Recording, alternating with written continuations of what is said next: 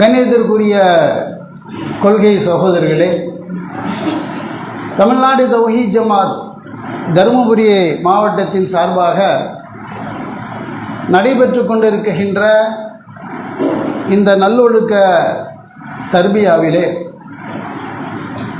மிக முக்கியமாக நாம் அறிந்து கொள்ள வேண்டிய, அதே நேரத்தில் நாம் நடைமுறைப்படுத்தக்கூடிய ஒரு செய்தியாகத்தான் இந்த தலைப்பை மாவட்ட நிர்வாகம் முடிவு செய்திருக்கின்றது. அல்லாஹ்வுடைய கருணையினால் இன்றைக்கு நம்முடைய இந்த மாவட்டத்திலே கிட்டத்தட்ட 8க்கும் மேற்பட்ட கிளைகள், பல சொந்த மர்கஸுகள், 5க்கும் மேற்பட்ட சொந்த மர்கஸுகள் இன்றைக்கி நம்ம கையில் இருக்குது. அதிகமான தௌஹீத் கொள்கையை சார்ந்த சகோதரர்கள் சகோதரிகளும் இந்த ஜமாத்திலே அங்கம் வகிக்கக்கூடிய அடிப்படையிலே இன்றைக்கு இருந்து கொண்டு இருக்கின்றோம். சொந்தமாக நம்முடைய மர்கஸ்களிலே நம்முடைய ஜும்மாக்கள், நம்முடைய பிரச்சாரங்களை பொதுக்கூட்டங்களில் வாயிலாக கூட இன்றைக்கு நாம் நடைமுறைப்படுத்தி கொண்டிருக்கின்றோம். இவ்வளவும் செய்து கொண்டிருக்கின்ற நம்மிடத்திலே ஒரு முக்கியமான ஒரு குறை என்பது அது இருந்து கொண்டே இருக்குகின்றதை பார்க்கின்றோம். இந்த குறை என்பது தருமபுரி மாவட்டத்தில் மட்டுமல்ல, ஒட்டுமொத்த உலகத்திலும் இருக்கக்கூடிய ஒரு பிரச்சனை. நபிகளாருடைய காலகட்டத்திலும் இருக்கக்கூடிய முக்கியமான பிரச்சனை இதுதான்.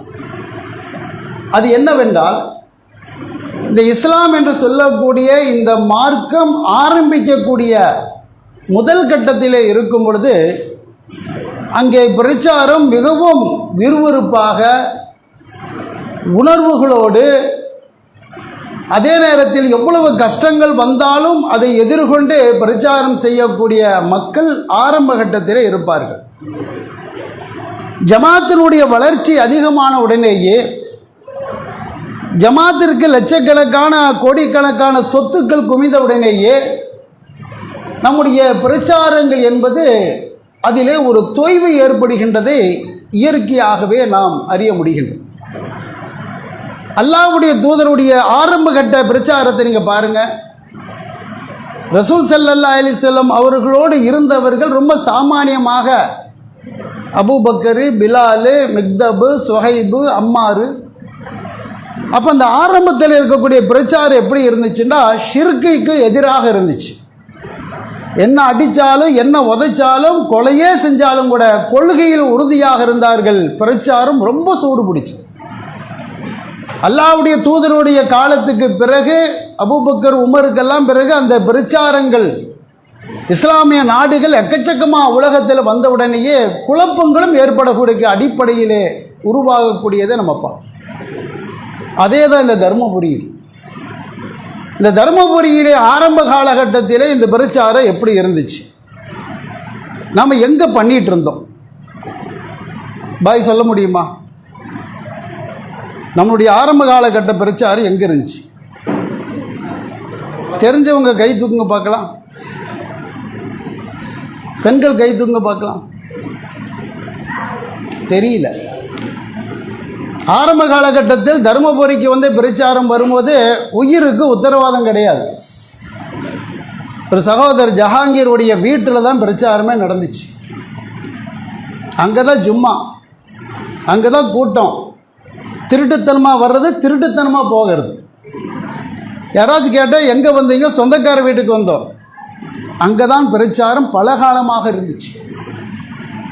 அதில் பல குழப்பங்கள். அதுக்கப்புறம் பாலக்கோட்டுக்கு போனோம். பாலக்கோட்டில் எங்கே முதல்ல பிரச்சாரம் நடந்துச்சுன்னு சொல்லுங்க பார்க்கலாம். ஒரு கடையில் நடந்துச்சு.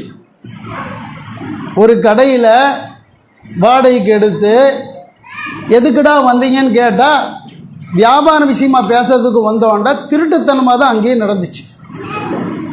திருட்டுத்தனமாக போவோம், திருட்டுத்தனமாக வந்தோம். எப்படி ரசூல்லா காலகட்டத்தில் அர்க்கம் ரலியுல்லாவுடைய வீட்டில் நைட் ஆன உடனே ஒளிஞ்சு அல்லாஹ்வின் தூதரை இன்னைக்கு என்ன வசனம் இறங்குச்சுன்னு கேட்டாங்களா இல்லையா? அதே நிலையில் தான் தர்மபுரியில் அரூரில் ஒரு சகோதரருடைய வீட்டுக்கு மேலே தான் வாடகைக்கு கூட இடம் தரல. அந்த அடிப்படையில் தான் ஆரம்பத்தில் இந்த பிரச்சாரம் தருமபுரியில் ரொம்ப ரொம்ப பயந்து நடத்தணும். ஆனால் அதே நேரத்தில் எல்லா புகழும் அல்லாவுக்கு, வந்தது பார்த்துக்கலாங்கிற ஒரு தனிப்பட்ட முறையில் தைரியத்தோடு சில சகோதரி களத்தில் இறங்கினாங்க. அன்னைக்கெல்லாம் போலீஸ் ஸ்டேஷனுக்கு போனால் தூக்கி உள்ளுக்குள்ள வச்சாலும் கேட்கறதுக்கு நாதி கிடையாது. இன்னைக்கு கிளையில் இருக்கிறவன் ஃபோன் பண்ணுறா, எஸ்ஐ இருக்கிறாரா எஸ்பி இருக்கிறாரான்னு கேட்கக்கூடிய அளவிற்கு ஜமாத் வளர்ந்துருச்சு. ஆரம்ப காலகட்டத்தில் நம்முடைய நிலைமை ரொம்ப பலகீனம். இன்னைக்கு தருமபுரியில், அரூரில், பாப்பிரெட்டிப்பட்டியில், அதே மாதிரி பாலக்கோடில், அரியகுளத்தில், பொம்மடியில எல்லாம் இன்னைக்கு சொந்த மர்கஸ் இருக்கக்கூடிய அளவுக்கு அல்லாஹ் மாத்தனானா இல்லையா? அப்ப இவ்வளவு சொந்த மர்கஸ் இருந்தும் கூட நம்மளிடத்தில் ஆரம்பத்தில் இருந்த பிரச்சாரம் இருக்குதா? அந்த வீரியம் இருக்குதா? அந்த தியாகம் இருக்குதா? இல்ல. என்ன காரணம்னு என்னைக்காவது நம்ம யோசனை பண்ணணுமா? இந்த ஜமாத் இப்படி பயங்கரமா வளர்ந்து இன்னும் எதிர்காலகட்டத்தில் எப்படி இருக்குமோ என்ற ஒரு கவலை நமக்கு இருக்கு. எதிர்காலகட்டத்தில் மக்கள் கூடுவாங்க, தாவா இருக்கா? இல்ல. அப்ப ரசூல் ஸல்லல்லாஹு அலைஹி வஸல்லம் தாவாண்டு முதல்ல வச்சது எதை வச்சாங்க? இது மாதிரி பொதுக்கூட்டம் நடத்தினாங்களா, அல்லது ஜும்மா நடத்தினாங்களா, அல்லது குர்ஆன் கிளாஸ் நடத்தினாங்களா, ஆர்ப்பாட்டம் நடத்தினாங்களா, போராட்டம் என்ன நடத்தினாங்க? ரசூலுல்லாஹ் முதல்ல ஒவ்வொருத்தரையா தனிப்பட்ட முறையில் சந்திச்சாங்க. அதுதான் இஸ்லாமிய மார்க்கத்தினுடைய நபிமார்கள் செய்த பணி. வமா உமிரு இல்லா லியஅபுதுல்லாஹ முக்லிஸீன லஹுத்தீன். நபிமார்களுடைய பிரச்சாரத்தை அல்லாஹ் குர்ஆன்ல சொல்றானா இல்லையா? நபிமார்கள் எப்படி பிரச்சாரம் பண்ணுவாங்க, எப்படி கொள்கையை கொண்டு போவாங்க? நிறைய தலைப்புகளை சப்ஜெக்ட் எடுத்து வரிசையா பேச மாட்டாங்க. ஒரே ஒரு தலைப்பு தான், அல்லாஹ் ஒருவனை வணங்க வேண்டும், நான் அல்லாஹ்வுடைய தூதர். இதுதான். எப்படி சொன்னாங்க? தனியா நடந்தாங்க. கூட ஒரு துணைக்கு ஒரு ஜமாத்து செயலாளர், மாவட்டத்தினுடைய பொருளாளர், இவங்கெல்லாம் கூட்டு உட்கார வச்சு மைக்கு போட்டா நபிமார்கள் பிரச்சாரம் பண்ணாங்க. நம்ம போகக்கூடிய பிரச்சாரத்தில் திரும்பி உயிரோடு வருவோமா இல்லையான்னு உத்தரவாதம் கிடையாது. 950 வருஷம் நூஹ் நபி பிரச்சாரம் பண்ணார். சூரத்து நூஹ்ல அல்லாஹ் சொல்லி காமிக்கிறான் எப்படி அந்த நபி பிரச்சாரம் பண்ணார். தனிப்பட்ட முறையில் பொண்டாட்டியை கூப்பிட்டாரு, மகனை கூப்பிட்டாரு, குடும்பத்தை கூப்பிட்டாரு, சமுதாயத்தை கூப்பிட்டாரு. இறைவா, இரவிலும் செய்தேன் பகலிலும் செய்தேன், 24 மணி நேரம் பிரச்சாரம் பண்ணார். சூரத்துல் நூஹ்ல நூஹ் நபியினுடைய பிரச்சாரம். அல்லாஹ்வுடைய தூதர் மக்கால எப்படி பிரச்சாரம்? 13 வருஷம். என்னென்ன தலைப்பில் பிரச்சாரம் பண்ணாங்க ரசூலுல்லாஹ்? தொழுகையை சொன்னாங்களா, நோன்பை சொன்னாங்களா, ஹஜ்ஜை சொன்னாங்களா, ஜக்காத்தை சொன்னாங்களா, இஸ்லாத்தினுடைய மற்ற சட்டத்தை சொன்னாங்களா? இல்லையே. 23 வருஷம் ரசூலுல்லாஹ் நபியான பிறகு வாழ்ந்தாங்க. 13 வருஷம் ரசூலுல்லாஹ்வுடைய பிரச்சாரம் எதை பத்தி இருந்தது? கூலு லா இலாஹ இல்லல்லாஹ். அதுதான், அல்லாஹ்வைத்தான் வணங்கணும். ஷிர்க்குக்கு எதிராகத்தான் ரசூலுல்லாஹ்வுடைய பிரச்சாரம். இன்னைக்கு அந்த தலைப்பு ஜும்மால பேசினா போர் அடிக்குதாமா? லேட்டஸ்ட் தலைப்பு இல்லையா? இஸ்லாத்தினுடைய உயிர் நாடி இது. இன்னைக்கு நீங்க லேட்டஸ்ட் தலைப்பு சந்திரானை பத்தியோ சூரியனை பத்தியெல்லாம் நீங்க பேசுங்க, பேசாம போங்க. அல்லாஹ் எதை கேட்பான்? என்னை பத்தி பேசணையா, என்னை பத்தி சொன்னையா? 13 வருஷம் ரசூலுல்லாஹ்வுடைய உண்மையான பிரச்சாரம் இப்படித்தானே இருந்துச்சு. சரி, பிரச்சாரம் பண்ணும்போது ரசூலுல்லாஹ் வாங்க தலைவரே உட்காருங்க பேசுங்க, டீ வாங்கி கொடுத்து டிஃபன் வாங்கி கொடுத்து ரத்தன கம்பளை விரிச்சு ரசூலுல்லாஹ் வரவேத்தாங்களா? நான் குர்ஆன்ல எடுத்து பாருங்க, மஜ்னூன், கிறுக்கன், பைத்தியக்காரன், லூசு, இப்படித்தானே ரசூலுல்லாஹ்வுக்கு பிரச்சாரம் பண்ணுவதற்கு கிடைத்த பரிசு. இந்த மாதிரி திட்டனுடனே எதுக்குடா இந்த வேண்டாத வேலை, நம்ம உண்டு நம்மளோட குடும்பத்தோடு பேசாம இருந்துக்கலாம். இன்னைக்கு அப்படித்தானே இருக்கு. ஒரு தாய் ஒரு இடத்துல போய் சொன்ன உடனே எவனா ஒருத்தன் திட்டிடுறான், மூஞ்சிய சுழிச்சுக்கிறான், நிர்வாகத்தில் பேசிட்டாங்க, எனக்கும் இந்த கொள்கைக்கு ஜமாத்துக்கு சம்பந்தமே இல்லை. அப்படி ரசூலுல்லாஹ் முடிவெடுத்திருந்தாருன்னு இன்னைக்கு இஸ்லாமே வந்திருக்காரு. இந்த கொள்கையை எடுக்கும் பொழுது கிறுக்கன், பைத்தியக்காரன், முட்டாளு, திட்டுவான், அடிப்பான், உள்ளுக்குள்ள கூட போய் உட்கார வைக்க வேண்டிய வேலை இருக்கும். அதையெல்லாம் எதிர்கொண்டுதான் இந்த பிரச்சாரத்தை செய்ய வேண்டும் என்று அல்லாஹ் சொல்றானா இல்லையா? நீங்க குர்ஆன்ல எடுத்து பாருங்க, சில நபிமார்கள் கத்துன்னு கத்துறாங்க. அடி பொறுக்க முடியாம, வேதனை தாங்க முடியாம, மத்தா நஸ்ருல்லா அல இன்ன நஸ்ருல்லாஹி கரீம், அல்லாஹ் சொல்றான், அல்லாஹ்வுடைய உதவி எங்களுக்கு எப்போது வரும் என்று நபிமார்கள் கதறிட்டு இருந்தாங்க. அல்லாஹ் சொல்றான், பொறுமையா இரு, அல்லாஹ்வுடைய உதவி சமீபத்தில் இருக்குது சொல்ற வரைக்கும் அவங்க அடி வாங்கினாங்க. எதுக்கு அடி, எதுக்கு திட்டு? சில நபிமார்களை அல்லாஹ் சொல்லும் போது நபி ஹைரில் ஹக், எத்தனையோ நபிமார்கள் கொல்லப்பட்டாங்க துடிக்க துடிக்க. எதுக்கு துடிக்க துடிக்க கொல்லப்பட்டாங்க? இந்த தாவாவை செஞ்சதுக்கு தான் அடி வாங்கினாங்க, உத வாங்கினாங்க, ஊர் நீக்கம் செய்யப்பட்டாங்க. நீ ஹிஜ்ரத்து போடுறீங்களா இல்லையா கல்யாண பத்திரிகையில்? அந்த ஹிஜ்ரத்துக்கு என்ன விளக்கம், என்ன அர்த்தம் தெரியாம கல்யாணத்து பத்திரிகைகள் அடிக்கிறான். ஹிஜ்ரத்துனா மங்களகரமான வார்த்தையா? எதுக்கு ஹிஜ்ரத்து? மக்கால இஸ்லாமியனாக வாழ முடியல, வாழ்ந்தா போட்டு தள்ளிடுவான். உயிருக்கு பயந்து சொத்து சுகம் பொண்டாட்டி மக்களை எல்லாம் விட்டுட்டு மதீனாவுக்கு ஓடுனது தான் ஹிஜ்ரத். அதுக்கு அர்த்தம் தெரியாம நம்ம பாட்டுக்கு போடுறோம். இந்த பிரச்சாரம் மக்களை செய்ய முடியல, செஞ்சா கொண்டு போடுவான். அதனால வீடு வேண்டாம், வாசல் வேண்டாம், எதுவும் வேண்டாம், அல்லாஹ் மட்டும் போதும் மதீனாவுக்கு ஓடுனது தான் ஹிஜ்ரத். இது எல்லாம் தெரிஞ்சு வச்சிருக்கிறோம், நடைமுறையில் நம்ம பண்ணணுமா இல்லையா? இப்ப அல்லாஹ்வுடைய தூதர் பல பிரச்சாரம், அதுல உன்னதமான பிரச்சாரம் என்னன்னு பாத்தீங்கன்னா, தனிப்பட்ட முறையில் மக்களை கூப்பிடணும். உங்க உழைப்பு, உங்க பேச்சு, உங்க தியாகம், உங்களுடைய பொருளாதார செலவு, உங்களுடைய மன உளைச்சல், ஜமாத்தை பார்க்கக்கூடாது, கிளையை பார்க்கக்கூடாது, மாவட்டத்தை பார்க்கக்கூடாது, மாநிலத்தை பார்க்கக்கூடாது, என் கபருக்கு நான் செய்கிறேன் என்ற அந்த பிரச்சாரம் தான் இஸ்லாத்தினுடைய உயிர் நாடி. அதை இன்னைக்கு எத்தனை பேர் செய்கிறோம்? இஸ்லாம் வளர்ந்தது, மிகப்பெரிய வல்லரசு உருவானதே தனி மனித பிரச்சாரம் தான். நபிமார்களுடைய மெயினான பிரச்சாரம் இதுதான். அதனால தான் அல்லாஹ் என்ன செய்யறான்னா, இதுக்கு மட்டும் தனியான நன்மைட்டான். இப்ப தொழுகிறீங்க, லொகுர் தொழுது முடிஞ்ச லொகுருக்கு பிறகு மௌத்தா போயிட்டான்னா அதோட அமல்கள் ஸ்டாப்பு, அசருடைய நன்மை கிடைக்காது. நேற்று ஒருத்தர் நோன்பு வச்சாண்டா இன்னைக்கு நோன்பு வைக்கல, இன்னைக்கு மௌத்தா போயிட்டானா நேற்று நோன்பு வச்சதுக்கு மட்டும்தான் கூலி. மௌத்து வர்றதுக்கு 1 மணி நேரத்துக்கு தர்மம் பண்ணா மௌத்து வந்துருச்சு, பண்ணன 1 மணி நேரத்துக்கு முன்னாடி பண்ணதுக்கு கூலி. ஆனா உங்களுடைய தனிப்பட்ட முறையில் நீங்கள் ஒருவனை இஸ்லாத்துக்கு கொண்டு வந்தீங்கடா, நாளைக்கு நீங்க மௌத்தா போனா கூட அவன் அசர் தொழுகுவான், நீங்க இருக்க மாட்டீங்க, அசர் தொழுத கூலியே எல்லாம் தருவான். அவன் ஹஜ் உம்ரா செய்யறான், நீங்க செய்யாட்டி அந்த கூலி அல்லாஹ் தருவான். 30 நாள் நோன்பு வைக்கிறார் ரமலான்ல, அதுக்கு முன்னாடி நீங்க மௌத்தா போயிட்டீங்க, 30 நாள் நீங்க செத்து மண்ணோடு மண்ணாக மக்கி போனாலும் கூட நோன்பு வச்ச கூலி அல்லாஹ் தர்றா. இந்த நன்மை வேற எதுக்கு இல்லை. தொழுகைக்கு இல்லை, நோன்புக்கு இல்லை, ஹஜ்ஜுக்கு இல்லை, ஜக்காத்துக்கு இல்லை, தான தர்மத்துக்கு எதுக்கும் நீங்க டைரக்டா செய்றீங்களா இல்லையா? இதுதான் ஃபர்ஸ்ட், அதுதான் ரெண்டாவது. அதனால தான் அல்லாஹ் எடுத்து ரசூல் 5 நேரம் தொழுகுன்னு சொல்லல, பக்கத்திலே காபா இருக்குது ஹஜ் செய்ன்னு சொல்லல. முதல்ல மக்களை கூப்பிடு. என்ன வணங்குறதுக்கு ஆள் வேணும், நீ மட்டும் வணங்கிட்டு இருந்தா பத்தாது, நீ கூப்பிடு. அடிக்கிறான் அடி வாங்கு, உதைக்கிறான் உதவாங்கு.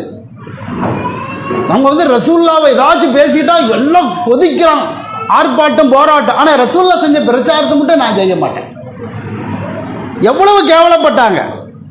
நாமெல்லாம் கேள்விப்பட்ட ஒரு ஹதீஸ், தாயிஃப் நகருக்கு ரசூல்லா போனாங்க, பிரச்சாரம் பண்ணாங்க, அடி வாங்கினாங்க, ஓடி வந்தாங்க. இதே எல்லா பயான்லையும் பேசுவாங்களே தவிர அவன் மட்டும் செய்யவே மாட்டான். பயானை கேட்பாங்களே தவிர அவங்க செய்ய மாட்டாங்க. ஆனா ஒரு தனிப்பட்ட ஒரு ஆளு சங் பரிவாருடைய ஒட்டுமொத்த தலைமையிடமாக இருக்கக்கூடிய தாயிஃபுக்கு தனிப்பட்ட முறையில் போராடுறா, எப்பேற்பட்ட ஒரு தைரியம் இருந்திருக்குன்னு அந்த மனுஷனுக்கு. நீங்க ஆர்எஸ்எஸ் ஏரியாவில் இன்னைக்கு போய் உங்களால் தனிப்பட்ட முறையில் பிரச்சாரம் பண்ண முடியுமா? அல்லாஹ் ஒருவனைத்தான் வணங்க வேண்டும், இந்த சிலைகளை வணங்கக்கூடாது சொல்லி பாருங்களேன். நம்மள்கிட்ட இல்லை.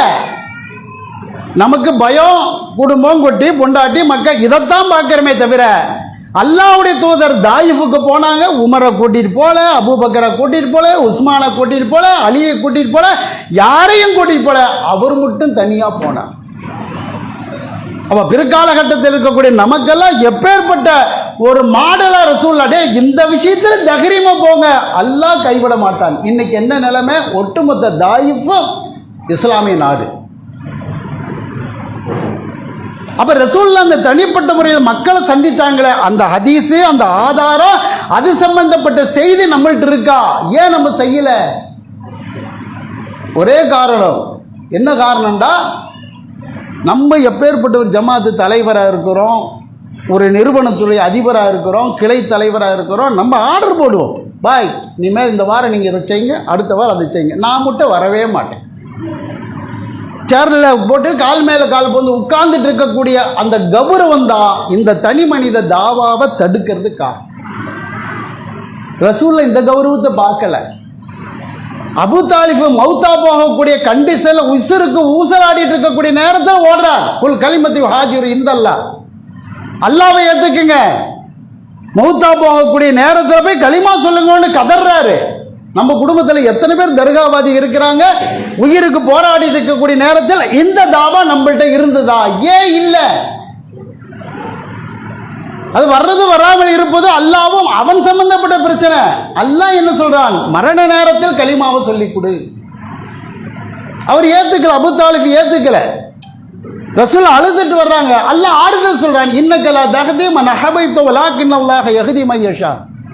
நேர்வழி எங்கிட்ட தான் இருக்கு, நீ எடுத்து சொல்லு அப்படின்னு அல்லாஹ் ஆறுதல் சொல்றான். இது குர்ஆன்ல பார்க்கிறோம்.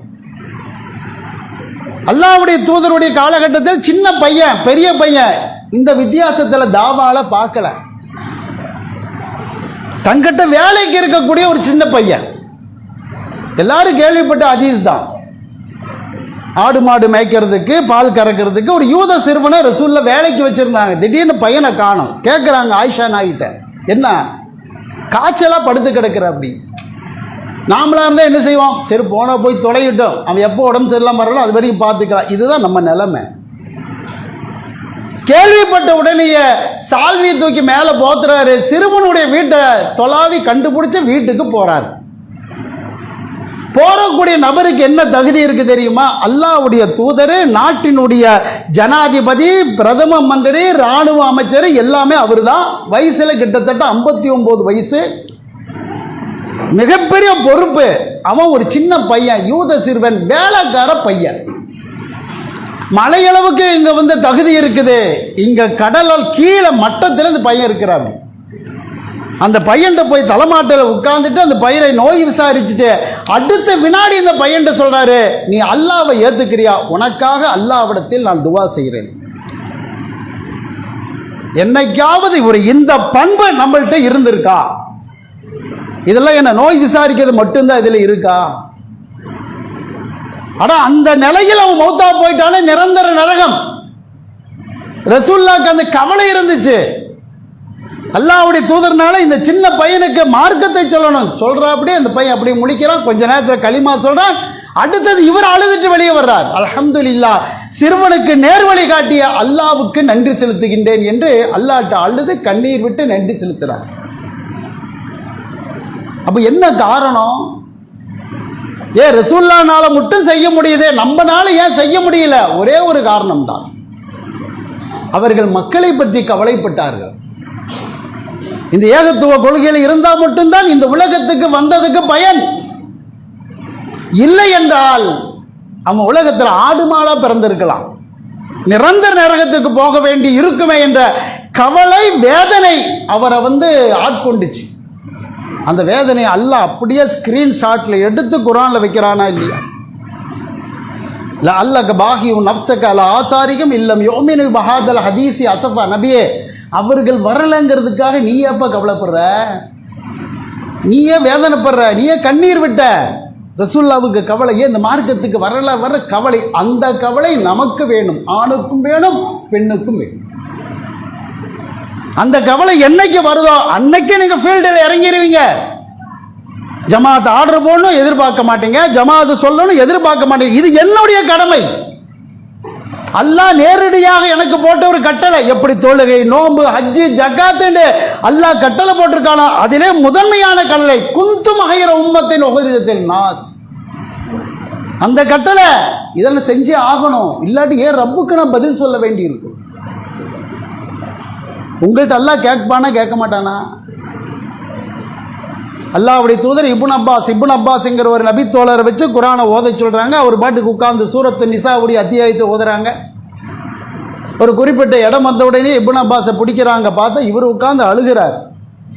இவர் ஓதுறது தப்பா ஓதிட்டுமோன்னு அல்லாஹ்வின் தூதர் எதுக்கு அழுகிறீங்க, என்ன காரணம்? நீங்க அந்த சூரத்து நிசாவுடைய அத்தியாயத்தை பாருங்க. அவர் திரும்பி பார்க்கிறாரு. அதில் அல்லாஹ் சொல்றார், நபியே மறுமையிலே உன்னை விசாரிப்போம், உன் உம்மத்தை வச்சு கேட்பேன். உன்னை எந்த சமுதாயத்திற்கு நபியாக அனுப்பணும், நம்மளையெல்லாம் அல்லாஹ் நிற்க வச்சுட்டு ரசூல்லாவை நிற்க வச்சுட்டு கேட்பான், இந்த முகம்மது சொன்னாரா, நான் தான் ரப்புன்னு உங்கள்ட்ட சொன்னாரா, என்னை மட்டும் வணங்கணும்னு சொன்னாரா என்று அல்லாஹ் கேட்பான். அதை நினைச்ச எனக்கு பயம், அச்சம், அதனால நான் அழுதேன். அப்ப இந்த கேள்வி ரசூலுல்லாஹ்வுக்கு மட்டும்தான் இருக்கு. இனிமேல் கொண்டு தமிழ்நாடு தௌஹீத் ஜமாத் தர்மபுரியினுடைய மாவட்ட கிளை நிர்வாகிகளுக்கு இல்ல. முடிவுக்கு வந்துடலாமா? பொதுவா அல்லாஹ் சொல்றாளே, இன்னக்கலா தஹதி மன் அஹபைத வலாக்கின் அல்லாஹ் யஹ்தி மய்யஷா இயஷா யுதுஹுக்கும் அய்யுஹன் நாஸ் வ யாதி பி ஆகிரீன வ கான அல்லாஹு அலா தாலிக கஸீர். என்ன சொல்றான்? உங்களை விடமாட்டேங்கிறான். நீங்கள் இந்த மார்க்கத்தை சொல்லவில்லை என்றால் உங்களை கேவலப்படுத்தி அசிங்கப்படுத்தி நீங்க யார தண்டபாணி ராமசாமி என்று நீங்க அசிங்கப்படுத்துகின்றீர்களோ அவர்களுக்கு மார்க்கத்தை சொல்லுவோம், அவர்களை வைத்து இந்த இஸ்லாத்தை ஓங்க வைப்பேன். குர்ஆன்ல இருக்கா? நீ இந்த வேலையை செய்யல, நான் மட்டும் மோமினே, நான் மட்டும் முஸ்லீமு, நான் சொர்க்கவாதி, நாங்க ஏகத்துவாதின்னு பெருமை அடிச்சா ஒன்னு அல்லாஹ் அசிங்கப்படுத்துவான், கேவலப்படுத்துவான். அந்த ராமசாமி குப்புசாமியை வச்சு உனக்கு அல்லாஹ் மார்க்கத்தை கற்றுத் தருவான் என்பதுதான் குர்ஆனுடைய வசனம். அந்த கேவலத்திலிருந்து நீங்க தப்பிக்கணும்னா இந்த ப்ரோக்ராம் முடிஞ்சவனே களத்தில் இறங்கணும், ஃபீல்டில் இறங்கணும். அல்லாஹ் எத்தனை பேர்த்த ஏன் வரலன்னு கேட்க மாட்டான், சொன்னையா இல்லையான்னு கேட்பான். இந்த கேள்வி எல்லாத்துக்கும் உண்டு. நம்ம நினைக்கிறோம் இந்த பள்ளியில் இருக்கக்கூடிய சமீமுக்கு ரஹீமுக்கு இவங்களுக்கு தான், இல்ல, ஒவ்வொரு ஆணுக்கும் பொண்ணுக்கும். உம்மு சலீம்ங்கிற ஒரு சஹாபி பெண்மணி, அபூ தல்ஹா அந்த பொம்பளையே அந்த சஹாபியை கல்யாணம் பண்ண போறாங்க. கேட்கறாங்க, உன்னை கல்யாணம் பண்ணிக்கிறேன். அபூ தல்ஹா நல்ல வசதி வாய்ப்பு எல்லாமே இருக்கு. உம்மு சுலைமுடைய அந்த ஒழுக்கத்தை பொண்ணு கேட்கிறாங்க. இந்த அம்மா ஒரு டிமாண்ட் வைக்குது, என்னை திருமணம் செய்வதாக இருந்தால் எனக்கு நீங்க மகர் கொடுக்கணும், கொடுப்பீங்களா? அபூ தல்ஹா பெரிய பணக்காரர், பெரிய தோட்டம் எல்லாம் இருக்கு, அவர் எவ்வளவு வேணாலும் கொடுப்பேங்கிறார். இந்த அம்மா வைக்கிற டிமாண்ட் பாருங்க, அல்லாஹு அக்பர், நீங்கள் என்னை திருமணம் செய்வதாக இருந்தால் மகராக நீங்கள் இஸ்லாத்தை ஏற்றுக்கணும். என்ன டிமாண்டு பாருங்க. இன்னைக்கு நம்ம பிள்ளைக்கு மாப்பிள்ளை தேடும்போது வீடு இருக்கா, வேலை இருக்குதா, துபாயில் இருக்கிறானா, எவ்வளவு இதைத்தான் பார்க்கிறமே தவிர கொள்கைவாதியாக இருக்கிறானா? நம்ம என்ன டிமாண்ட் வைக்கிறாங்க? அபூ தல்ஹாட்ட நீங்க இஸ்லாத்தை ஏத்துக்குங்க, உங்களை திருமணம் பண்ற. அவர் ஏத்துக்கிட்டாரு. ரசூலுல்லாஹ் 10 சொர்க்கவாதிகளுடைய பேரை பட்டியல் போடுறாங்க. அபூபக்கரும் ஃபில் ஜன்னா, உமரும் ஃபில் ஜன்னா, உஸ்மான் ஃபில் ஜன்னா, அபூ தல்ஹாவும் ஃபில் ஜன்னா. 10 சொர்க்கவாசியில் இந்த அபூ தல்ஹாவும் ஒருத்தர். 10 சொர்க்கவாதிகளில் ஒருவர் வருவதற்கு அடிப்படை காரணம் என்ன? ஒரு பெண்மணி, உம்மு சுலைம் என்ற பெண்மணியினுடைய தாவா, தன் வாழ்க்கையை கொடுக்கிற, நீ இஸ்லாத்துக்கு வா. எப்பேற்பட்ட அர்ப்பணிப்புன்னு பாரு. நபி தோழர்களாகட்டும் ரசூலுல்லாஹ்விற்கும் தனிப்பட்ட முறையில் மக்களை சந்தித்தார்கள். அதுல பெரிய தியாகம் இருக்குது, மன உளைச்சல் இருக்கு, மகத்தான கூலியும் இருக்கு. துல் மஜாஸ்ங்கிற ஒரு இடத்துல ரசூலுல்லாஹ்வுடைய அந்த பயான் எப்படி இருக்குன்னு தெரியுங்களா? இந்த மாதிரி மைக்கெல்லாம் வச்சு மேடையை போட்டு இந்த மாதிரி சேர் எல்லாம் போட்டு சட்டை கழியாம, அப்போ ரசூல் ஸல்லல்லாஹு அலைஹி வஸல்லம் துல் மஜாஸ்ங்கிற ஒரு சந்தையில் போய் உட்கார்ந்து பிரச்சாரம் பண்றார். பின்னாடி அபூஜஹல் வர்றான். இவர் பாட்டுக்கு அல்லாவை வணங்குங்கள், இந்த பைத்தியக்காரன் பேச்சை கேட்காத, நான் அல்லாஹ்வுடைய தூதரு, இந்த கிறுக்கன் பேச்சை கேட்காத. எப்படி இருக்குன்னு பார்த்துக்க.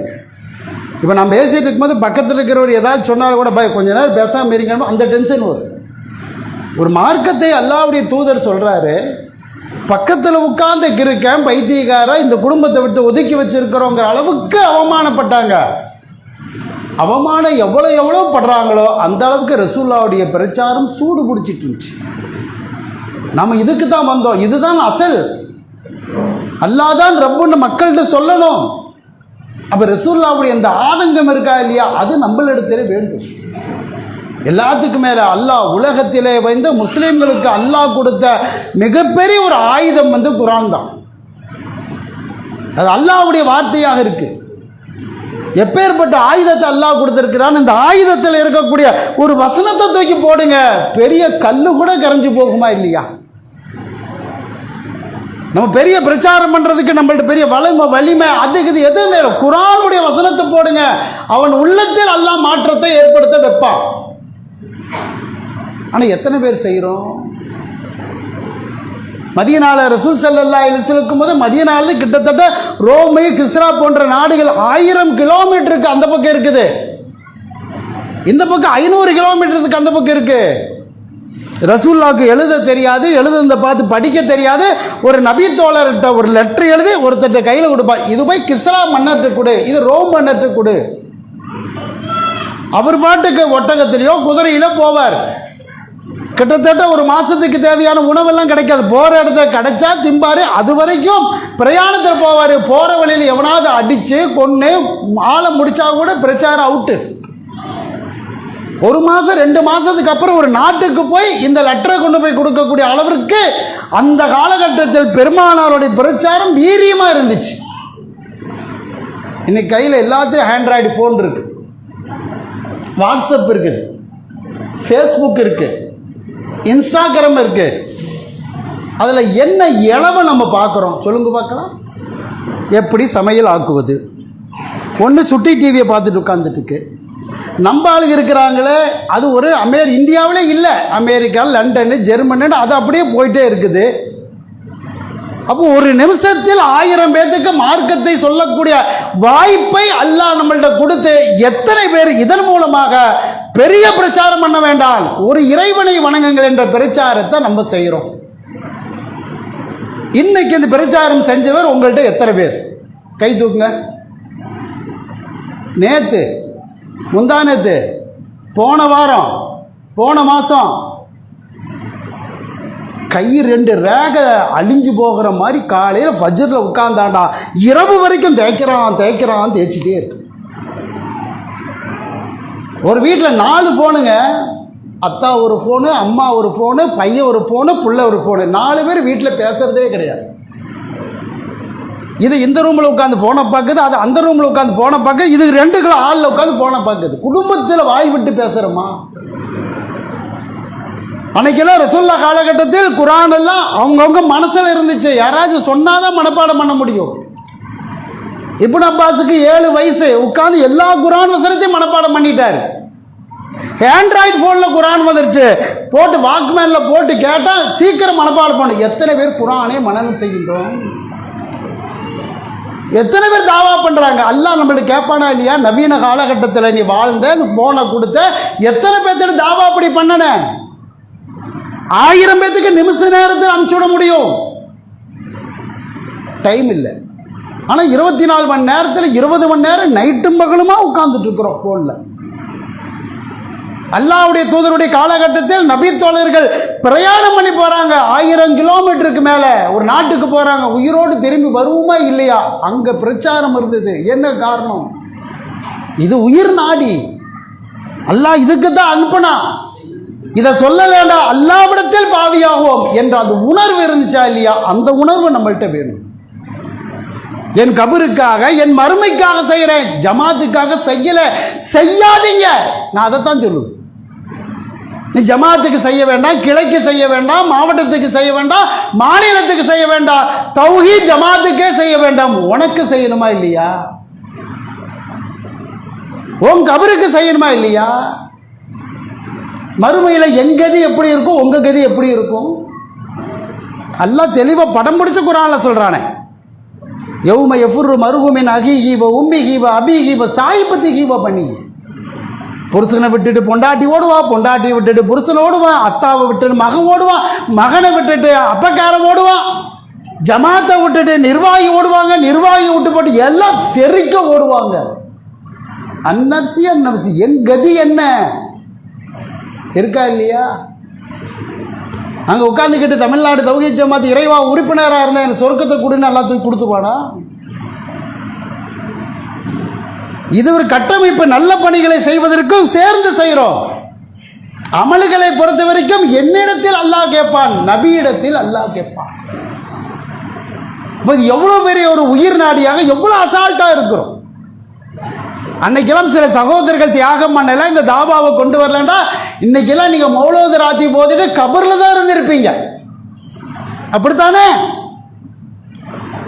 ரசூல்லா இந்த மார்க்கத்தை மக்களுக்கு சொல்லல, என்ன நிலைமை? அன்னைக்கு லாத்து உஸா மாதிரி இன்னைக்கு முருகனுக்கு விநாயகனுக்கு பின்னாடி நம்ம போயிட்டு இருப்போம்.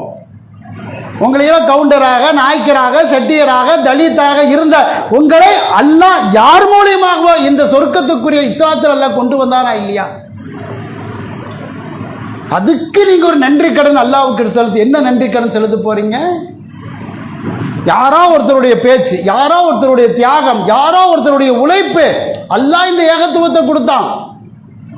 உங்க திறமையினால கொடுத்தா நீங்க நினைச்சிட்டு இருக்கீங்களா? நாமெல்லாம் உட்கார்ந்து குர்ஆனை ஆய்வு செய்து, புகாரி ஆய்வு செய்து, பெரிய PhD பட்டம் கிடைச்சு எனக்கு தௌஹீத் வந்துச்சு அப்படின்னு ஒரு ஆள் சொல்லுங்க பார்க்கலாம். 7 வருஷம் படிச்ச ஆளுகளே இங்க கிடையாது, நான் உள்பட. யாரா ஒருத்தர் 2 பேர் தான் ஆலிமா இருப்பாங்க. நம்மள எங்க இருந்தோம்? மளிகை கடை, மீன் கடை, பழக்கடை, அங்க வேலைக்கு, இங்க வேலைக்கு, வீட்டில் அடுப்பு வேலைக்கு, வீட்டில் சமையலா, இதுதான் நம்ம லைஃபு. 7 வருஷம் படிச்சவன் கபர்ல கிடக்கிறான், ஆலிம்சா மௌலூத் ஓதிட்டு இருக்கிறான், கயிறு கட்டிட்டு இருக்கிறான். மலைக்கு கூட மதரசாவுக்கு போகாம இருந்த நமக்கு அல்லாஹ் இந்த கொள்கையை தந்தானா இல்லையா? அதுக்கு நீங்க நன்றி செலுத்தணுமா வேண்டாமா? நரகத்திலிருந்து அல்லாஹ் உங்களை காப்பாத்தான, ஹுஃப்ரத்தின் மினன்னார், நரகத்தின் எல்லையிலிருந்து அல்லாஹ் கொண்டு வந்தான். அதுக்கு காலம் முழுசு நீங்க நன்றி செலுத்தணும். ஒரு நாள் 2 நாள் எல்லாம் கிடையாது. மௌத்தார வரைக்கும் நீங்க அல்லாஹ்வுக்கு நன்றி செலுத்த. என்ன நன்றி செலுத்த போறீங்க? நீங்க சம்பாதிச்ச சொத்துல கொண்டு போய் அல்லாஹ்வுக்கு பாகம் பிரிவினை வைக்கிறீங்களா? ரிஜிஸ்டர் பண்றீங்களா? நான் திங்கிறது அல்லாஹ் பாதி கேட்டானா? உன்னை எந்த கொள்கையில் யார் மூலியமோ நான் கொண்டு வந்தனோ அந்த கொள்கையை மக்களுக்கு நீ சொல்லு. அதுதான் அல்லாஹ் உங்கள்ட்ட எதிர்பார்ப்பது. மிகப்பெரிய ஒரு ஆயுதத்தை குர்ஆன் அதை அல்லாஹ் கொடுத்திருக்கிறான். அதை மக்கள்கிட்ட கொண்டு போங்க. அதில் எப்படி இருக்கும்டா? உன்னுடைய தனிப்பட்ட முயற்சி, தனிப்பட்ட உழைப்பு, தனிப்பட்ட ஆய்வு, தனிப்பட்ட முறையில் நீ செய்யணும். யாரையும் எதிர்பார்க்க கூடாது. வந்தால் அல்ஹம்துலில்லாஹ். ஒரு கிளையினுடைய தலைவரை கூப்பிடுறீங்க, அவரு பாய் வர்றேன் பாய், அல்ஹம்துலில்லாஹ் 2 பேரும் போங்க. ஒரு செயலாளரை கூப்பிடுறீங்க, 3 பேரும் போங்க. தலைவர் சொல்றாரு எனக்கு அர்ஜென்ட்டான வேலை இருக்கு, சரி பரவாயில்ல. செயலாளர் வீட்டில் குடும்பத்தில் உடம்பு சரியில்லை, பிரச்சனை இல்லை, நான் போறேன், ஏன் வரமாட்டேங்கிறீங்க? இதுக்கு முடிச்சு தர்பியா வச்சு தள்ளிட்டே இருக்கணுமா? பயான் பண்ணி உங்களுக்கு சொல்லிட்டே இருக்கணுமா? அல்லாஹ்வை வணங்குன்னு தர்பியா வச்சு சொன்னாதான் அல்லாஹ்வை வணங்குவீங்களோ? ரசூலை தான் பின்பற்றணும்னு தர்பியா வச்சு சொன்னாதான் பின்பற்றுவீங்களோ? லா இலாஹ இல்லல்லாஹ் கலிமாவை ஏத்துக்கிட்டு அடுத்த வினாடி நம்முடைய கடமை மக்களுக்கு சொல்லணும். இதுதான் உயிர் நாடி. அது சொல்லலைன்னா என்ன விளைவு? அதையும் பார்க்கணுமா இல்லையா? குர்ஆன்ல எவ்வளவு அழகா அற்புதமாக அல்லாஹ் கடுமையா சொல்றான் தெரியுமா?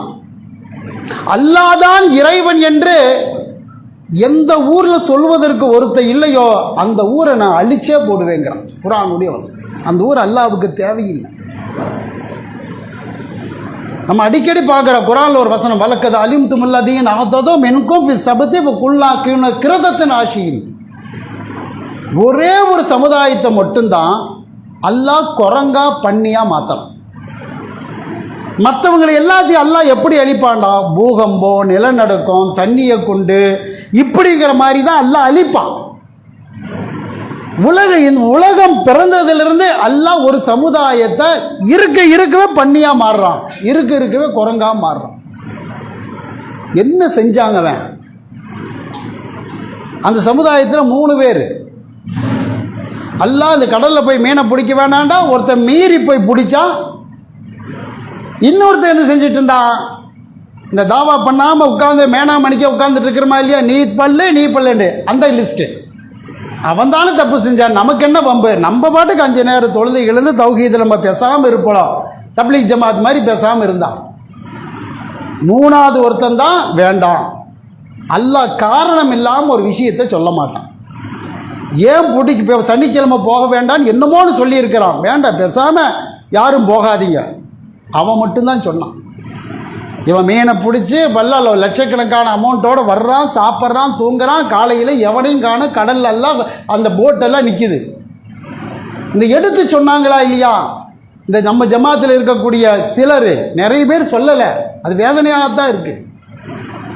அவன் மட்டும் என்ன சார் உயிரோடு இருந்து கதவை தட்டி பார்க்குறான், வீட்டுக்குள்ளேருந்து குரங்கு வருது, பன்னி வருது. நேற்று வரைக்கும் அபு தாகிரா இருந்த ஆள் இன்னைக்கு பன்னியாக வர்றான். நேற்று வரைக்கும் ஜமீலா ஃபாத்திமாவா இருந்த பொம்பளை இன்னைக்கு வந்து குரங்கா வர்றா. அல்லாஹ் இந்த 2 சமுதாயத்தையும் இருக்கவே உருவத்தையே மாற்றிட்டு. எப்படி மாற்றினாண்டா, இப்போ இருக்கக்கூடிய குரங்கும் பண்ணியும் அதுகளுக்கு பகுத்தறிவு கிடையாது, படைக்கும் போது 5 அறிவு தான். இவன் மட்டும் வித்தியாசமாக டிசைனாக பகுத்தறிவையும் கொடுத்து உருவத்தையும் மாற்றிட்டான். நல்லா செடுக்கு நின்று நடந்து போயிட்டு இருந்தவன் குரங்கா மாறினாண்டு என்னத்துக்கு ஆகும், பண்ணியா மாத்தினான்னு என்னத்துக்கு ஆகும். உதாரணத்துக்கு போகிற ஒரு சின்ன டாட்ஸ், ஒரு கொப்பளை மூஞ்சியில் வந்துட்டாலே நம்ம வெளியே வர மாட்டேங்கிறோம். இருக்கிற டாக்டர் எம்எஸ்லேருந்து எம்டிலேருந்து எல்லாத்தையும் போய் அதையெல்லாம் கருப்பு கழும்பு போட்டு அதை எடுத்த பிறகு தான் வெளியே வர்றான். அழகு படுத்துறதுக்கு பவுட்ரு, ஃபேர் அண்ட் லவ்லி என்னென்னமோ போட்டுட்டு வர்றான். உருவத்தை மாற்றினா அப்படியே இருந்து சத்து போனாங்க எல்லாரும். அதை சொல்லிட்டு அல்லாஹ் சொல்கிறான், ஃபஜஅல்னா நகால லிமா பைன யதைஹா. அது அந்த காலகட்டத்தில் இருந்தானா இல்லையா, இந்த பிரச்சாரம் பண்ணாமல் இருந்தானா இல்லையா, அவனுக்கும் பின்னாடி உலகம் அழிகிற வரைக்கும் எவனெல்லாம் செய்யலையோ எல்லாத்துக்கும் ஒரு எச்சரிக்கை உங்களுக்கு சேர்ந்து தான், உங்களுக்கு சேர்ந்தது. பனி இஸ்ராயீலோடு அல்லாஹ் முடிச்ச இது. அந்த காலகட்டத்தில் இருக்கிறவங்க பிரச்சனை இல்லை, நமக்கு இல்லை, தப்பிச்சுக்கலாம். அல்லாஹ் விட மாட்டேங்கிறான். ஃபஜஅல்னா நகால லிமா பைன யதைஹா. பின்னாடி எவனெல்லாம் செய்யலையோ அத்தனை பேத்துக்கு இதுதான் கதி என்று குர்ஆன்ல சொல்றான்டா. அந்த லிஸ்ட்டில் சேரலாமா வேண்டாமா நீங்கள் தான் முடிவு பண்ணணும். இந்த ஜமாத்தோடைய பைலா வேண்டாம், ஜமாத்தோட திட்டங்கள் வேண்டாம், எனக்கு பின்னாடி பேசக்கூடியவங்களெல்லாம் இதெல்லாம் தூக்கி ஓரத்தில் வைங்க. ரப்பு சொல்கிறான், குரங்கு பண்ணியா இருக்கிறதுக்கு விருப்பமா, மனுஷனாக இருக்க விருப்பமா? அப்போ இந்த பிரச்சாரத்தை நீங்கள் அசால்ட்டாக நீங்கள் என்ன நிலைமைண்டா இன்னைக்கு, பாய் வேலை இருக்குது பாய், கடையில் ஆள் இல்லை பாய், தொழிலுக்கு போக முடியல பாய், இதையா அல்லாஹ் கேட்ப, எத்தனை சம்பாதிச்ச, எவ்வளவு வீடு வாங்கின, நகை நட்டு பொண்டாட்டிக்கு கொடுத்தியா, அல்ல பிள்ளைகள் எந்த காலேஜில் படிக்குதா அல்லாஹ் கேட்பானா? ஏண்டா என்னை பற்றி சொல்லலைன்னு கேட்பான். எந்த கேள்வி அல்லாஹ் கேட்ப? என்ன திண்டீங்க, மத்தியானம் பிரியாணியா, நைட்டு பொரோட்டாவா, என்ன துணிமணி மாற்றினீங்க, என்ன எவ்வளோ சொத்து சேர்த்துனீங்க, எவ்வளோ வீடு, இது கேட்பானா அல்லாஹ்? லா இலாஹ இல்லல்லாஹ்னு ஏற்றுக்கிட்டியா இல்லையா, அதை சொன்னையா இல்லையான்னு அல்லாஹ் கேட்பானா இல்லையா? நாம் எல்லாரும் ஒரு தப்பு பண்ணுறோம், அது தெரிஞ்சு பண்ணுறீங்களா தெரியாமல் பண்ணுறீங்களான்னு தெரியல.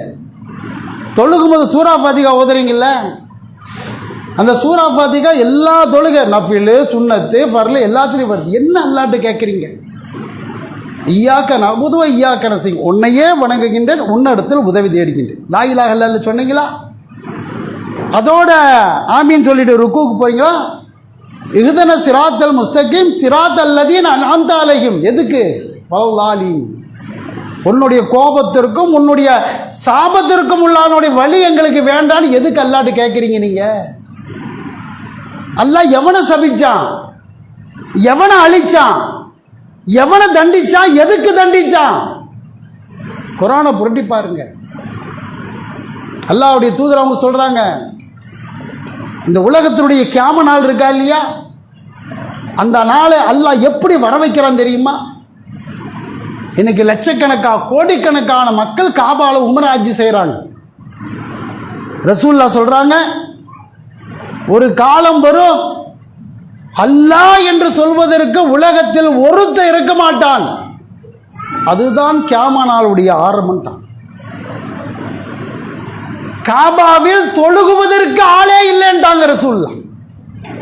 இன்னைக்கு இடம் கிடைக்க மாட்டேங்குது, ஹஜ்ருல் அஸ்வத்தை தொட முடிய மாட்டேங்குது, ஹஜ்ஜுக்கு விசா கிடைக்க மாட்டேங்குது, உம்ராவுக்கு போக முடியல. எப்போ பார்த்தாலும் லட்சக்கணக்கான மக்கள் தொழுதுட்டே இருக்கக்கூடிய அந்த காபால அல்லாஹ்வுடைய தூதர் சொல்றாங்க, ஒரு காலகட்டத்தில் அல்லாஹ் என்று சொல்வதற்கு காபால ஒருத்தன் தொழங்க மாட்டான். காபாவை இடிப்பார்கள். அபிசீனியாவில் இருக்கக்கூடிய யூதர்கள் ஒவ்வொரு கல்லா பேத்துட்டு போவான். அதுதான் கியாம நாளுடைய ஆரம்பம் தாங்க ரசூல். இந்த ஹதீஸ் எப்படி வருது? அல்லாண்டு உலகத்தில் ஏதோ ஒரு மூலையில ஒருத்தன் வணங்கிட்டு இருக்கிற வரைக்கும் உலகம் தப்பிக்கும், தர்மபுரி தப்பிக்கும், தமிழ்நாடு தப்பிக்கும். என்னைக்கு அல்லாஹ் என்று சொல்வதற்கு ஒரு மனுஷன் உலகத்தில் இந்த பிரச்சாரத்தில் சொல்லாம இருக்கிறானோ, சாப்டர் க்ளோஸ். அல்லாஹ்வுக்கு அதுக்கு பிறகு தேவையில்லை.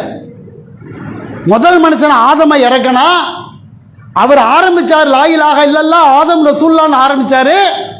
வரிசையா வந்துட்டே இருந்துச்சு. பல நபிமார்கள், பல்லாயிரக்கணக்கான பல கோடி மக்கள் வந்து வந்து வந்து கடைசியில முடிவு எப்படி கொண்டு வர்றான்? அல்லாஹ்னு சொல்றதுக்கு ஒருத்தம் கூட இருக்கக்கூடாது, அது வரைக்கும் பூமி தாங்கும். அப்ப இந்த பிரச்சாரத்தில் எவ்வளவு நம்ம வீரியமாக இருக்கும். இறுதியாக ஒரே ஒரு செய்தி என்ன தெரியுமா? இன்னைக்கு இஸ்லாமியர்களை குறிவைத்து சங் பரிவாருடைய ஆட்சி அதிகாரம் செய்யுது. அவர்களிடத்தில் யாரெல்லாம் இருக்கிறா? பிரதம மந்திரி, ஜனாதிபதி, இராணுவ மந்திரி, உள்துறைச்சர், பின்ன நீதிமன்றம் எல்லாமே அவங்க கையில் இருக்கு. அவனுடைய ஒரே இலக்கு முஸ்லீம்கள் இல்லவே இல்லை. நீ விநாயகனை வணங்கிட்டுன்னா பிரச்சனை இல்லை, நீ தர்காவுக்கு போய்க்க பிரச்சனை இல்லை. இஸ்லாம் தான் அவர்களுடைய மிக முக்கியமான நோக்கம். அல்லாஹ்வை மட்டும் வணங்கக்கூடாது, அதை வணங்கினது தான் பிரச்சனை. ரசூல்லா காலகட்டத்தில் இருந்துச்சா இல்லையா?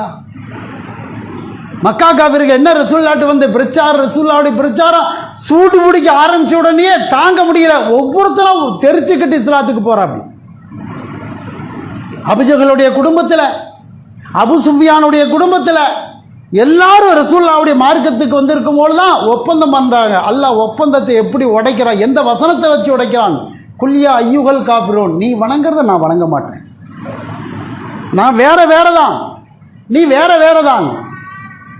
அப்ப ரசூல் ஸல்லல்லாஹு அலைஹி வஸல்லத்துடைய 13 + 10 இது ரெண்டையும் நீங்க ஈக்குவல் 13 வருஷம் ஏகத்துவம் அடி உத. இதுதான் மதீனாவுக்கு போன உடனே ஆட்சி அமைக்கிறாங்க, பிரச்சாரம் சூடு பிடிக்குது. 10 வருஷத்தில் பல நாடுகள் இஸ்லாத்துக்கு வருது.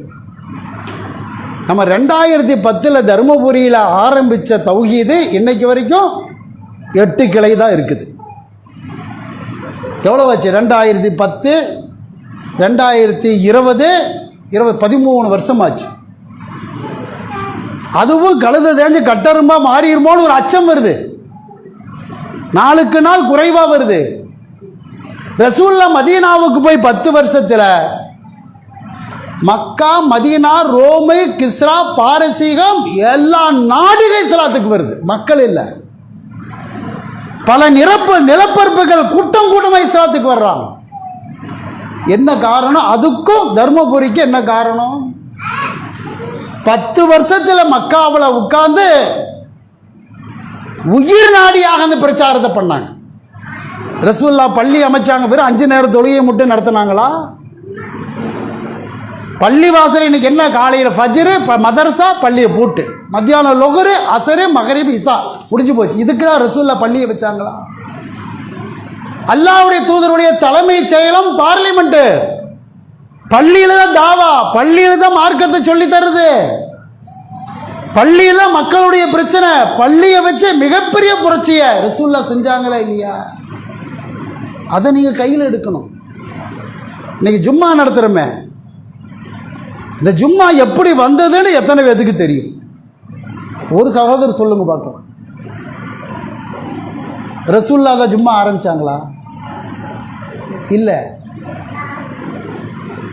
அல்லாஹ்வுடைய தூதர் மக்கால இருக்கும் பொழுது மக்களை சந்தித்து பேச முடியல. பின்னாடியே சிபிஐ ஐஎஸ் விட்டுட்டே இருந்தான். காபால அந்த ஹஜ்ஜு டைமில் கூடுவாங்க. அப்போ ரசூல்லா நேராக போய் அங்கே வர்றவங்கள்ட்ட உட்காந்து யாருக்கும் தெரியாமல் சொன்னாங்க, நான் அல்லாஹ்வுடைய தூதர், அல்லாஹ் எனக்கு மார்க்கத்தை கொடுத்துருக்குறான். யாருமே கேட்கல. மதீனாலேருந்து ஒரு 6 பேர் வர்றாங்க. அஸ்ஸாத் பின் ஜுராராங்கிற தலைமையில் மதீனாலேருந்து 6 பேர் வர்றாங்க. வந்த உடனே ரசூல்லா அவங்கள்ட்ட போய் நின்ற பக்கத்தில், நான் அல்லாஹ்வுடைய தூதர், என் பேர் முகமது, அல்லாஹ் மார்க்கத்தை தந்திருக்கிறான். அந்த 6 பேரும் திரும்பி பார்க்கல. அஸ்ஸாத் பின் ஜுராரா எவனோ ஒருத்தன் பேசிட்டு போகிறான்னு பேசாமல் விட்டுட்டோம். என்ன ஏது, என்ன மார்க்கம், என்ன அல்லாஹ், என்ன நீ ரசூலு கேட்கவே இல்லை. அவங்க ஹஜ்ஜை முடிச்சுட்டு நேராக மதீனாவுக்கு போகிறாங்க. அல்லாஹ் என்ன செய்கிறான் பாருங்க, ரப்புல் ஆலமீன் அவங்க 6 பேர்த்து உள்ளத்திலே அப்படியே போடுறான். யார் இந்த முகமது, என்ன சொன்னார், என்ன பிரச்சனை, எதுக்கு?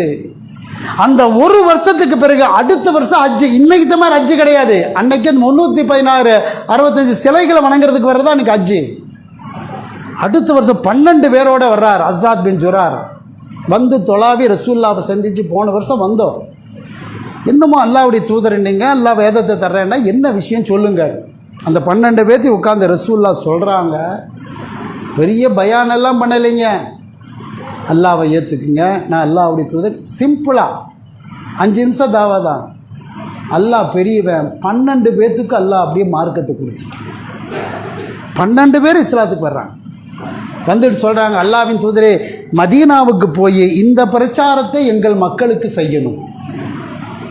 மதீனாவுக்கு போய் என் வியாபாரத்தை பார்ப்பேன், கொடுக்கல் வாங்கல் பார்ப்பேன், கடையை திறக்கணும், வியாபாரம் என்ன ஆச்சுன்னு தெரியல, வீட்டுக்கு பிள்ளைக்கு ஸ்கூலில் கூட்டிகிட்டு போகணும். இதுதான் இன்றைக்கி நம்மளுடைய கவலை. மதீனாவுக்கு போய் மக்கள்கிட்ட சொல்லு, என்ன ஒரு இடத்த தேர்வு செஞ்சு வெள்ளிக்கிழமை எல்லாத்தையும் கூட்டி இதை சொல்லுங்கள். மதீனாவுக்கு போய் ஊர் மத்தியில் சொல்லாமல் பனு பயாலாங்கிற ஒருத்தருடைய தோட்டத்தை, அவர் ஒரு முஸ்லீம் இல்லை, அவரை தோட்டத்தை விலைக்கோ வாடகைக்கோ எடுத்து காட்டுப்பகுதியில் கூழாங்கல் நிற்க கூட முடியாது. எனக்கு எங்கே இருக்குது, கீழே எப்படி இருக்குது, மார்பிள், அதுக்கு மேலே வெல்வெட்டு நம்ம தொழுகிறதுக்கு. கூழாங்கல்லில் 40 பேர்த்த உட்கார வச்சு அந்த அஸ்ஸாத் பின் ஜுராரா என்ன மக்காவில் ரசூல்லா சொன்னாங்களா அதை சொல்கிறாரு. இந்த ஜும்மா, அடுத்த ஜும்மா, அதுக்கு அடுத்த ஜும்மா, மதீனாவில் அப்படியே இஸ்லாம் பரவுது. ரசூல்லா மதீனாவுக்கு போய் கூஃபாவில் தான் ஜும்மா நடத்துகிறாங்க. அப்போ இந்த ஜும்மாவுக்கு முதல் சொந்தக்காரர் யார் தெரியுமா? பேர் கூட நமக்கு தெரியல. அவர் கட்டையா நெட்டையா கூளையா இருப்பாரா, என்ன கலரு, பேர் கூட தெரியல. உலகத்தில் பல கோடி பள்ளிவாசல், பல மில்லியன் கணக்கா மக்கள் ஜும்மாவில் தொழுகிறாங்க. அத்தனை பேர்த்துடைய நன்மையும் அஸ்ஸாத் பின் ஜுராராக்கு தான் போய் சேரும். அவர் தான் இது செஞ்சார். இல்லை என்ன கொடுமை, ஜும்மா ஆரம்பித்தது யாருன்ற நமக்கு தெரியாமல் ஜும்மாவில் வந்து உட்காந்து. அப்போ எப்பேற்பட்ட தாவா, எவ்வளோ கடினமாக இருக்கும். மதீனாவுக்கு போய் ரசூல்லா வர்ற வரைக்கும் இதே பயணம். பாடன பாட்டு தான் பாடினார், புது தலைப்பெல்லாம் இல்லை. இல்லை ஜும்மாவில் ஒரு தலைப்பு சிறுக்கு பேசி அடுத்த வாரம் பேசினாலும் பாய் போர் அடிக்குது, அடுத்து வேறு டாப்பிக்கை கொடுங்க. எப்படி இருக்குது நம்முடைய நிலைப்பாடு? அப்போ தனிப்பட்ட முறையில் இந்த தாவாவை உங்களுக்காக எடுங்க, உலகத்துக்காக எடுக்காது. உங்கள் கபருக்காக, உங்கள் மறுமைக்காக தனி மனித தாவாதான் மிக மிக முக்கியம். சதக்குத்துல் ஜாரியா என்ற அந்த சிறந்த நன்மையை பெறக்கூடிய பாக்கியத்தை அல்லாஹ் நாம் அனைவருக்கும் தந்துருவானாக. வாஹிர் தாவானா அல்ஹம்துலில்லாஹி ரப்பில் ஆலமீன்.